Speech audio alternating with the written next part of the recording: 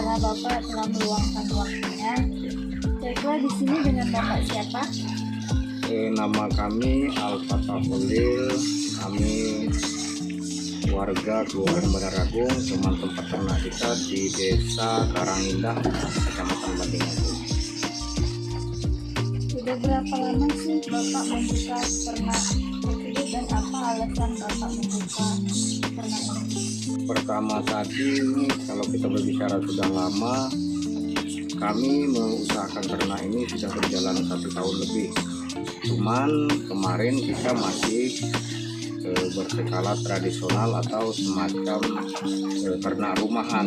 Namun kesini beberapa bulan yang lewat kita sudah merambah ke ternak sifatnya semi intensif. Yang kita budayakan sekarang ini ayam dengan jenis ayam doper atau Jawa super. Lalu jenis ayam apa saja sih Pak yang Bapak pelihara di sini? Sementara kita ada ayam kampung asli Ranau. Yang kedua ini ayam kita beli dari daerah Jawa Barat, itu ayam Jawa super yang sekarang kita pelihara. Ini insya Allah akan menjadi indukan atau cikal bakal dari usaha yang akan kita kembangkan. Bagaimana cara Bapak merawat ternak ini Pak, dari pemulihan kandang dan lain-lain? Ya, kalau kita berbicara masalah manajemen ternak, kita yang pasti diawali dengan niat ya. Niat, karena dengan niat kita sudah bisa memfokuskan kerja kita untuk apa yang kita maksud dalam niat tadi, apakah itu usaha sampingan atau usaha yang betul-betul untuk mengharapkan hasil yang lebih dari sekedar kita membudayakan ayam skala rumahan. Jadi kalau untuk membudayakan ayam ini sebenarnya di samping kita menyalurkan hobi, karena kita lihat ini banyak peluang-peluang usaha tentang ternak di kecamatan kita khususnya. Yang keempat, pakan seperti apa saja sih Pak yang bagus untuk diberikan kepada ternak-ternak ini? Kalau kita berbicara pakan yang bagus, itu yang bagus itu pakan pabrikan ya.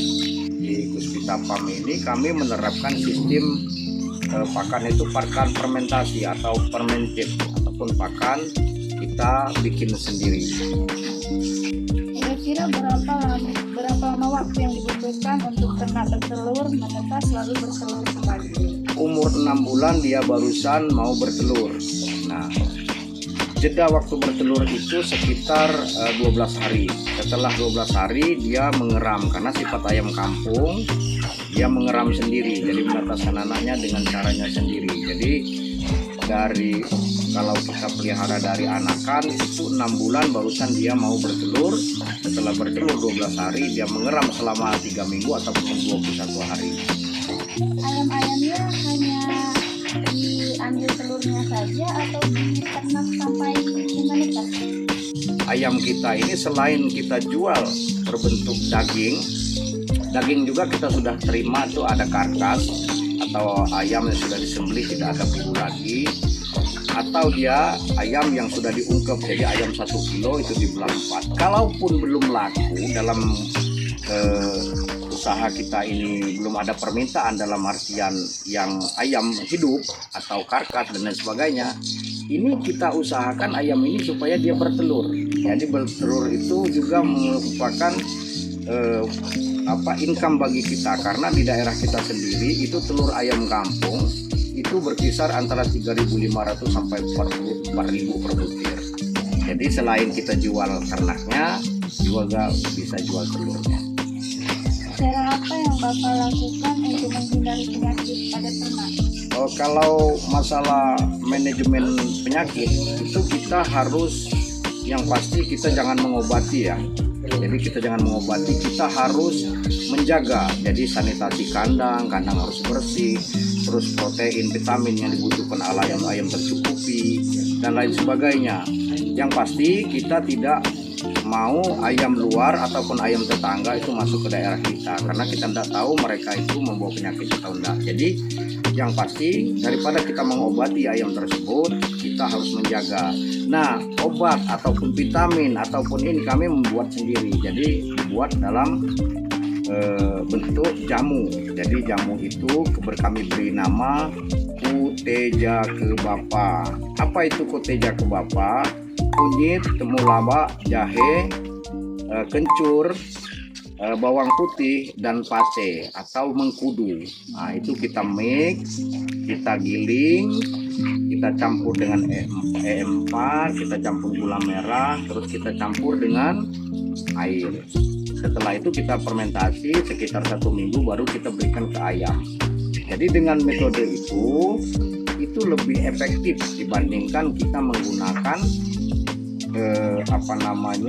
semacam obat-obatan atau vitamin-vitamin yang dari pabrikan atau yang berdasar berbahan kimia.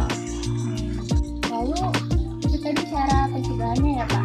Nah, jika ayam ini sudah terkena penyakit, lalu cara apa sih yang akan Bapak lakukan? Nah, kalau sudah terkena itu ayam itu harus kita karantina. Itu yang pertama, karena kita mau mendiagnosa ini penyakit apa yang menyerang, apakah dia pilek ataupun dia H5N1 atau flu burung, atau dia istilahnya ngorok, aratan kata bahasa Jawa dan lain sebagainya. Nah, ini kita lihat dulu, kita karantina. Di samping kita karantina, vitamin yang dibutuhkan ayam terus kita tingkatkan, dalam artian kita membuat antibodi sehingga ayam ini nanti bisa kita treatment.